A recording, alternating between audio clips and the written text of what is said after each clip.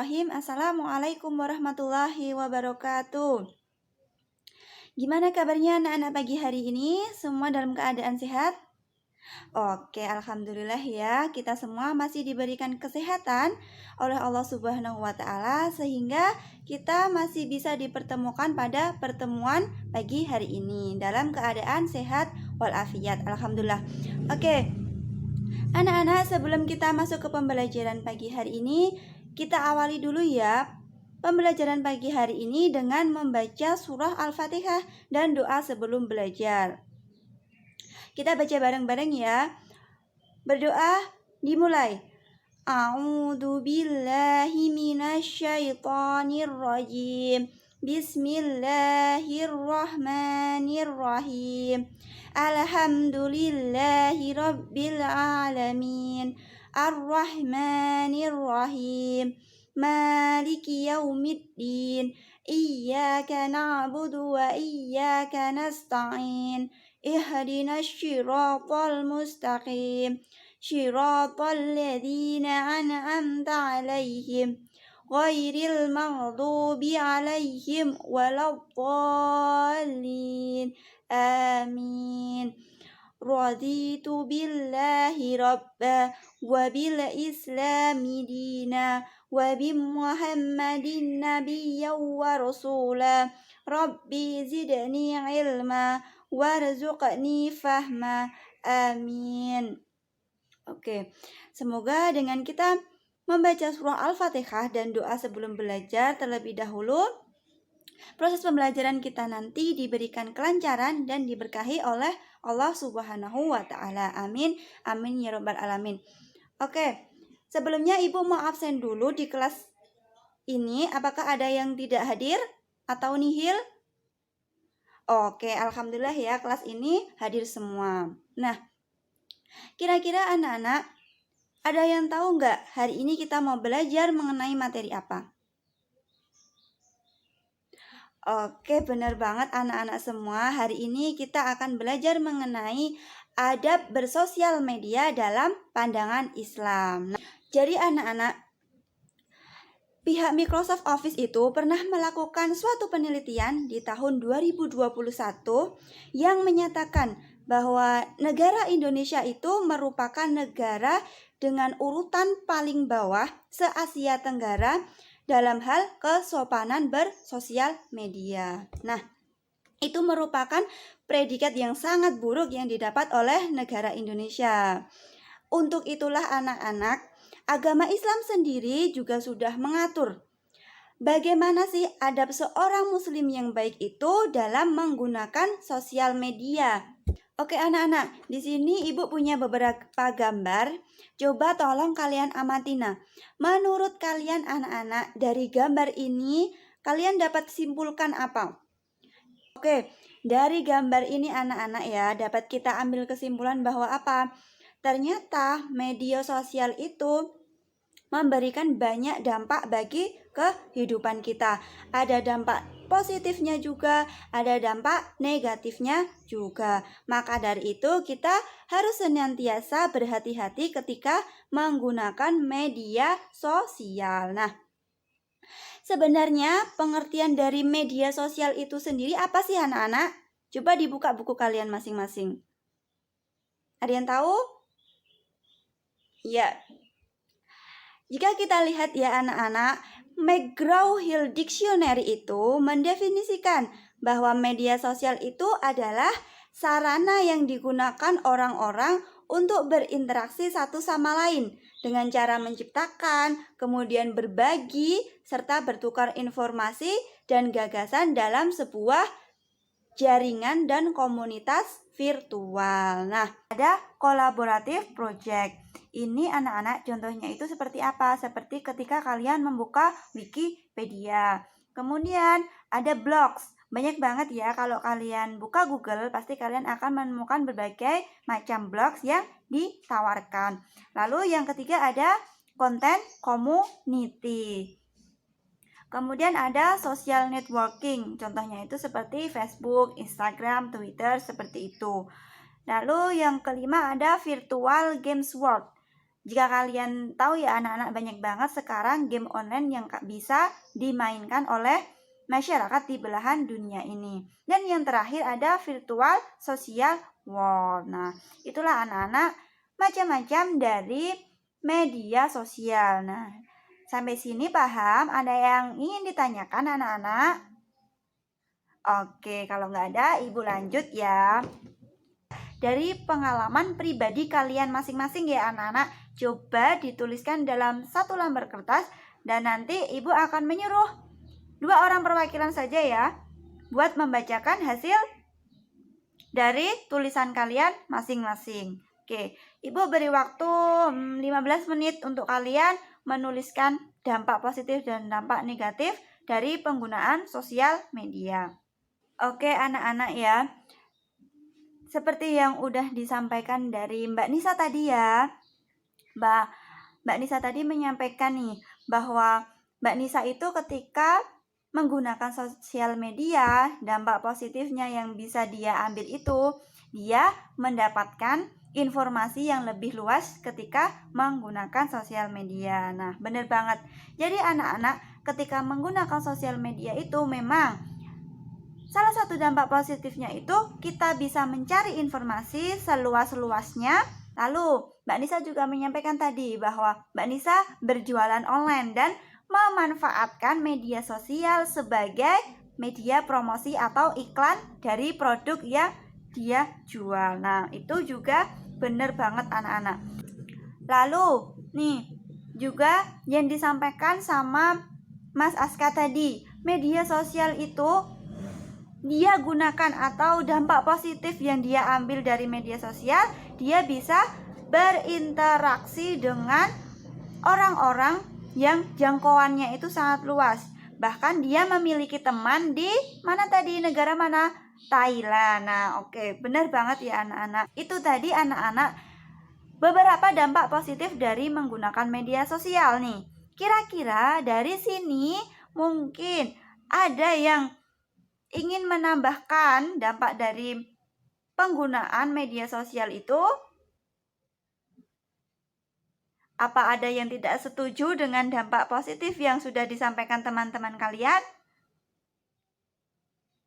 Oke, semuanya benar ya. Oke, untuk itu lanjut nih. Pembahasan mengenai dampak negatif yang diberikan ketika kita menggunakan sosial media. Yuk. Oke, makasih banget Mbak Istiqomah tadi nih udah menyampaikan dampak negatif ketika dia menggunakan sosial media. Yang pertama tadi ada apa Mbak? Mbak Isti tadi menjadi orang yang sering malas-malasan karena dia itu sering menggunakan sosial media. Anak-anak, dampak negatif lain yang dapat ditimbulkan itu satu, media sosial itu bisa menyebabkan kita kecanduan. Dan kecanduan ini anak-anak akan sangat berdampak bagi kondisi psikis dan kondisi fisik yang kita dapatkan. Bisa saja orang yang banyak menggunakan media sosial itu fisiknya akan lemah, mereka akan sering sakit-sakitan. Mereka juga terkadang banyak banget yang kehidupan sosialnya itu kurang, lebih suka menggunakan interaksi dengan teman-temannya di jejaring sosial. Lalu, anak-anak juga tadi disebutkan bahwa ketika menggunakan sosial media itu, seperti yang disebutkan Mas Rizky tadi, bahwa banyak banget konten-konten yang tidak sesuai dengan batasan usia yang ditampilkan anak-anak. Jadi, seperti contohnya itu banyak banget merebaknya pornografi. Lalu Mas Rizky tadi juga menyebutkan kalau ketika menggunakan sosial media itu dia menemukan banyak banget berita atau kabar-kabar palsu atau hoax.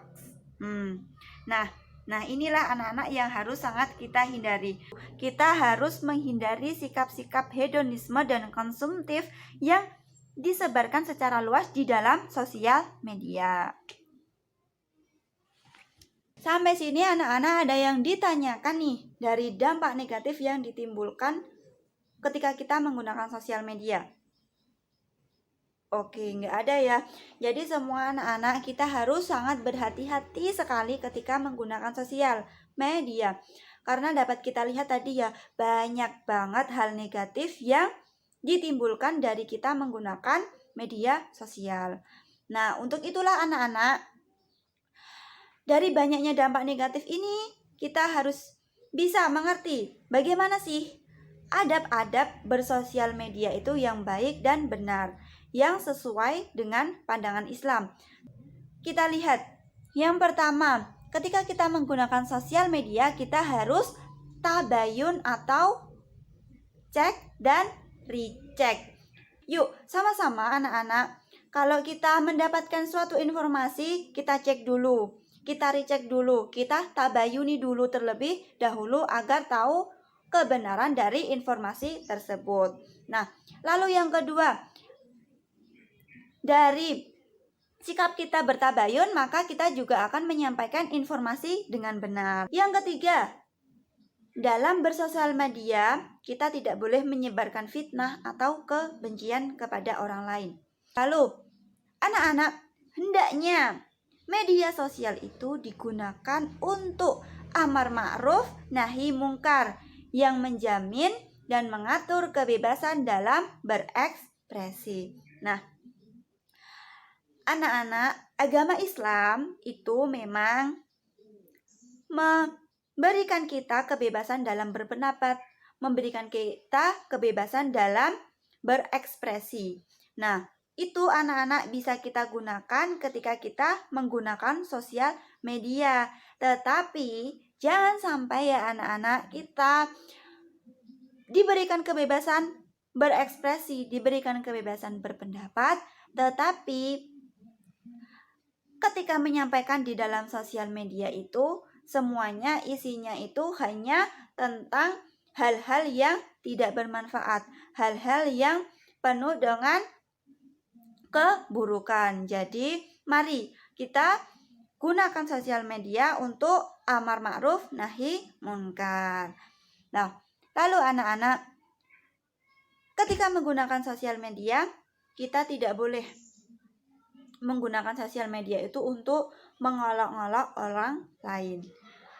Oke anak-anak, dari sini mungkin ada yang ingin ditanyakan atau ada yang tidak dipahami. Bisa ditanyakan yuk ke ibu. Oke, semuanya udah paham ya. Makanya ibu berharap kalian harus pandai-pandai dalam menggunakan sosial media kalian ya anak-anak. Pahami adab-adab yang baik dan benar sesuai dengan pandangan agama Islam dalam menggunakan sosial media. Karena banyak banget dampak negatif yang ditimbulkan dari kita menggunakan media sosial itu anak-anak. Nah, karena tidak ada yang ditanyakan untuk itu di sini ibu akan memberikan kalian beberapa soal evaluasi yang akan ibu gunakan sebagai bahan penilaian hari ini anak-anak, dan tolong dikerjakan dan dikumpulkan nanti di pertemuan berikutnya. Oke? Selain dari beberapa soal ini anak-anak, ibu juga menugaskan kepada kalian nih, sebagai bahan penilaian keterampilan dari pembelajaran kalian hari ini, ibu meminta kalian untuk membuat sebuah poster, di mana nanti posternya juga dikumpulkan ya. Ibu kasih waktu 2 minggu ya untuk mengumpulkan poster tersebut. Nah, kalian bisa buat semenarik mungkin, tapi isinya harus nyambung dengan apa yang ibu sampaikan, apa yang kita pelajari di hari ini ya anak-anak. Karena nanti akan ibu gunakan juga sebagai bahan penilaian atau bahan evaluasi kita. Nah, mungkin dari sini ada yang ingin ditanyakan anak-anak terkait tugasnya? Oh, oke ya. Ya, gimana bentuk posternya? Oke, bentuk posternya itu terserah kalian. Kalian buat seperti apa itu terserah kalian. Buatlah semenarik mungkin, tetapi isinya harus sesuai. Oke, kalian bisa lihat nih contoh-contoh poster yang ada di Google, yang ada di internet, yang menarik, yang bisa kalian tiru. Oke, anak-anak, kalau begitu pembelajaran hari ini telah selesai. Kita sudah belajar mengenai adab dari bersosial media menurut pandangan agama Islam. Nah, untuk itu anak-anak, yuk sama-sama kita akhiri pembelajaran di pagi hari ini dengan membaca hamdalah bersama-sama dan doa kafaratul majlis bersama-sama. Alhamdulillahirabbil alamin. Subhanakallahumma wa bihamdika asyhadu an la ilaha illa anta astaghfiruka wa atubu ilaik. Alhamdulillahirabbil alamin. Semoga apa yang sudah dapat didapatkan kita pagi hari ini dapat kita gunakan dalam kehidupan kita sehari-hari. Semoga dapat bermanfaat ya anak-anak. Sampai bertemu di pekan berikutnya, di pertemuan berikutnya. Jika ada salahnya hari ini Ibu mohon maaf. Billahi taufik wal hidayah. Wassalamualaikum warahmatullahi wabarakatuh.